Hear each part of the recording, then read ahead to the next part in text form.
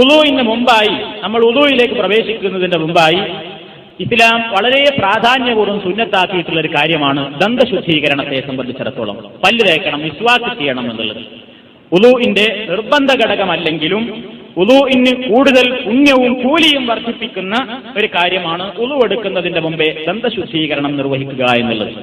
عن أبي هريرة رضي الله تعالى عنه عن رسول الله صلى الله عليه وسلم أنه قال لولا أن أشق على أمتي لأمرتهم بالسواك مع كل وضوء.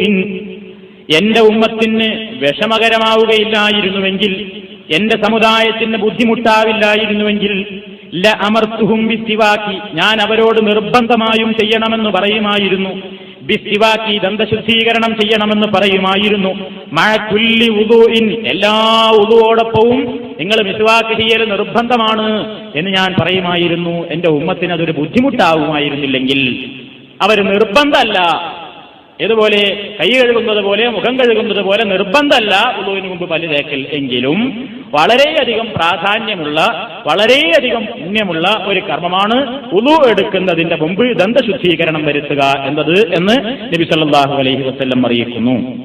അതേപോലെ തന്നെ മറ്റൊരു ഹദീസിലും കാണാം, ലൗലാൻ അശുഖാല ഉമ്മത്തി ലഅമർതുഹും ഇൻദ കുല്ലി സ്വലാത്തിൻ ബിവുദൂഇൻ വമഅ കുല്ലി വുദൂഇൻ ബിമിസ്വാക്കിൻ.